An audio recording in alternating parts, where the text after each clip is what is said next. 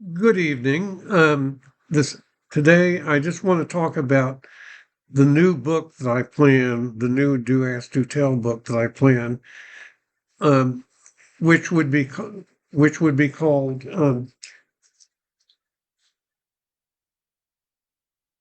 Do Ask Do Tell: The Up to Date Story. And if I had a problem with using the Do Ask Do Tell mark anymore, I might call it My Unfulfilled Duties: The Up to Date Story. My Unfulfilled Duties. I'm trying to think of another title. I could call it Join or Die, but that's likely to become a trademark soon, or I just have a feeling it would. So I have to be careful. And I might very well use my legal name, John W. Bushka, rather than the pen name, Bill Bushka, because I won't get into all of that right now. First of all, just for the pictures for here, just wanted to um, just for fun, actually. Yeah, those are two pictures I just showed you of Eastern State University, or Eastern State Hospital. I'm sorry, Eastern State Hospital near Williamsburg, Virginia, a little bit to the west, toward the river into Woodlands. And the idea that I could have to go there in order to be screened by a psychiatrist was came up, and at least by me in discussion when I was being thrown out of William and Mary that Tuesday. That was November 28th, 1961. So it's a little sidelight to the story. And I'll just also show you a picture, the contents of the novel. I think I've shown you this before. Um, the contents of a novel that I started when I was in the Army called The Proles, in other words, the proletariat. And I started it, the actual story narration, from a day in May of 1967, my third semester in graduate school, when I was getting out of the infirmary after a night in the hospital for GI. And then there would be this last summer of employment at the Navy Model Base, and then the last semester of graduate school, and then going into the Army, going from being able to get people grades and expose them to the draft as an assistant instructor, going from that to being in basic myself and having to get flunking the PCPT and having to go through 4 weeks of special training company, but then getting a safe assignment at Fort Myer, and then I wound up at Fort Eustis. Um, and that brings us up to, well, first of all, let me just say what's in the four books again. Do Ask, Do Tell, Gay Conservatives Lashes Back. That was the first book, the 1997 book that went POD in 2000 with iUniverse. Remember, there were four chapters of story, basically autobiographical story, but very much like a movie plot. Um, and having to do with my expulsion from William and Mary, my own military service, and then later my coming out a second time, living in New York and Texas, and going through the AIDS epidemic, and then finally the fight to, if you want to call it that, to end Don't Ask, Don't Tell, my part in that and win it. It finally was repealed in 2011, and of course we all know that it could come, it could come into question again with the new administration, although it's not the same as the transgender military ban, but it's something we're watching. The fifth chapter was about policy issues, workplace and discrimination and family values, and the sixth chapter was a proposal for constitutional amendments that would be obsolete now, totally obsolete. So the book, in a sense, the last part of it is obsolete. And then the second book is a book of essays written at the end of 2002, right after 9/11, about a year after 9/11. It was motivated in large part by 9/11. And the third is about the right to speak on the internet lately, largely. Uh, and it recaps my story of coming out and then of becoming involved with the military band again, and particularly in my stay at NIH.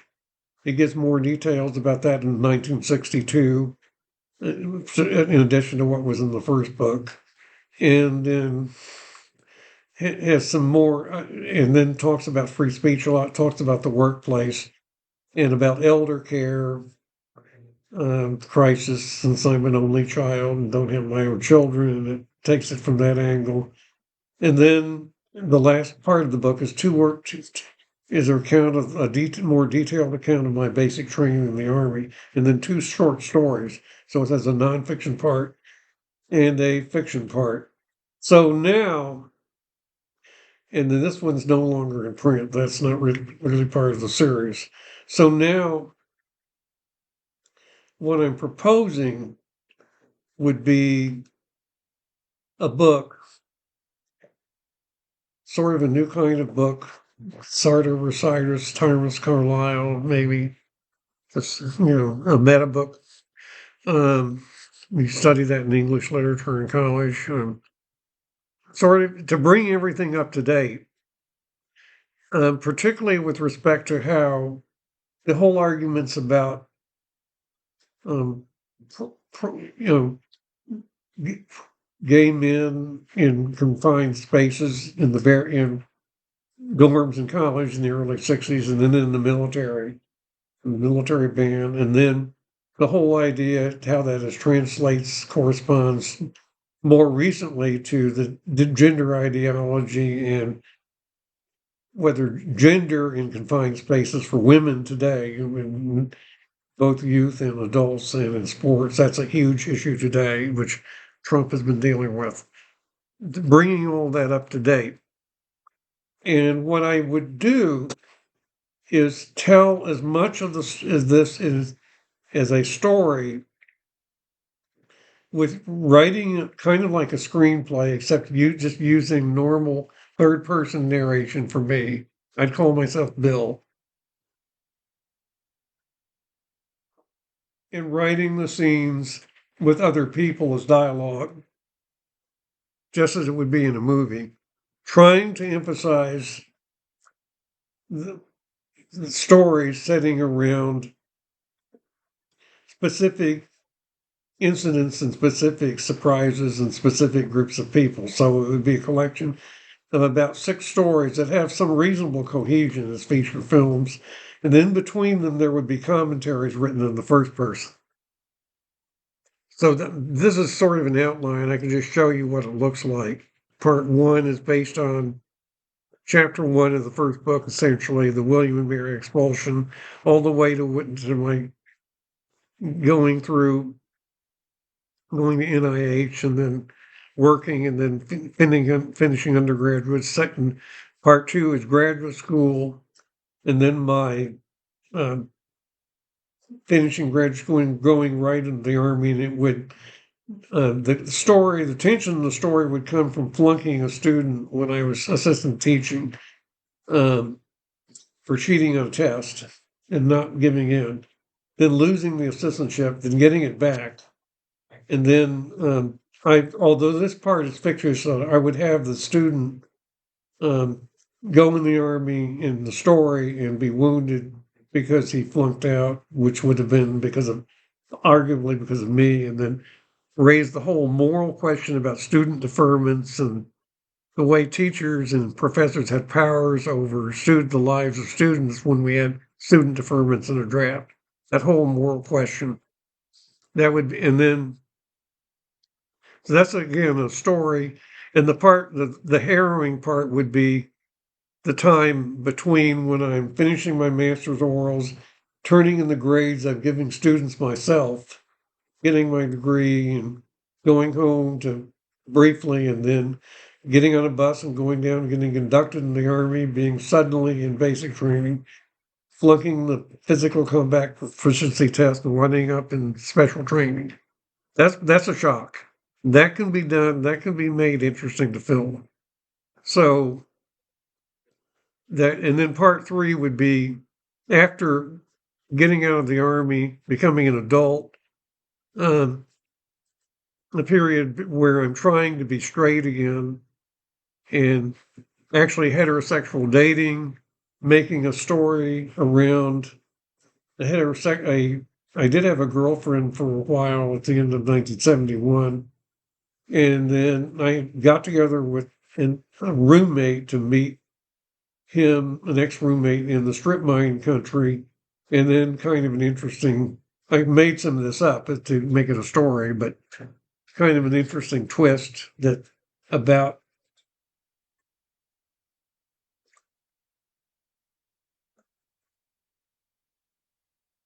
how men were expected to provide for women and families without questioning it then and playing on that theme. And then more commentary about how I come out a second time. That'll be actual commentary in first person and the need to move into New York City. And then the fourth story will be the event that happened when I'm in New York City. A relationship, so to speak, that I have that leads me into moving to Texas, and then my being in Texas when the AIDS epidemic breaks out. And I almost have a second relationship, but fortunately, I never get AIDS. I never get infected. And that can be made into an interesting story, although it sprawls out over quite a bit of time, which is an issue in making the stories compact, because there's a lot of time when the interaction with other people is diluted because it's not real intense. And then there's other periods that are very intense. And then the commentaries are when I reset my life. I come back from Texas, lower my salary, live in DC again, start over, but wind up after some trying to just get gay my life going again with adventuring some gay groups and Chrysalis here in DC, get involved in the gays in the military debate based on the parallel between the intimate being in forced intimate spaces, same sex, and that is same sex spaces. First in college dorms when the early 60s, and then in the military in the 90s, and then I was working for a company affiliated with the officers of the military that are to service them. That created a conflict that led my moving to Minneapolis. And that leads to another story, also involving my mother's illness, whether I'd have to come home for her when she had coronary bypass surgery, and some interesting complications again that are kind of unusual. And when I got laid off from ING at the end of 2001, and that was after 9/11, which had an effect on the company. The second big reset, I come home at the end of 2003, look after mother, but did I come home too early? And was I lazy about getting another job? Did I just write on? She had more money than I thought. Did I behave morally? Well, that's a good question. Um, but that's generates the last story. There was an incident when I was substitute teaching about something I put online that's very interesting and very mysterious. And that generates another story, very interesting story that fans out and explores this whole period. So that's what I want to do. And then I want to finish the first draft of this book by the middle of May this year and have some of it into copy editing or into review by other people and copy editing, and hopefully get it out by the end of this year, and then emphasize selling this book and trying to really try to sell it hard rather than continuing to try to sell the other ones, even though right now that goes on.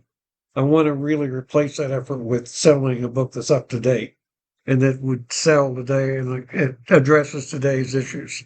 Of course, we had to wait to see what the election did, and did we ever? I'll just say every day the news changes with Trump and Elon Musk and so on. And yeah, it's worrisome that if Trump is if he's disobeying the law on this thing, paying out money that's been appropriated, and that can lead to a very serious constitutional crisis. The Congress should, it's a Republican controlled, and it should draft the laws and pass the laws to do what Trump wants and not just do it by Trump's edict. If it's going to withhold any money, it should obey the Constitution. And for the time being, I wish Congress would get off its butt and just pass these laws and not put us in a constitutional crisis. I've had the threats of crises before. I was living in New York when they worried about New York City defaulting. Remember Ford, the city dropped dead, 1975, those headlines, I remember that. Well, we might see some of this again. But yeah, this is a very challenging, and the news changes every day. That's what I have for today, and I do thank you for listening.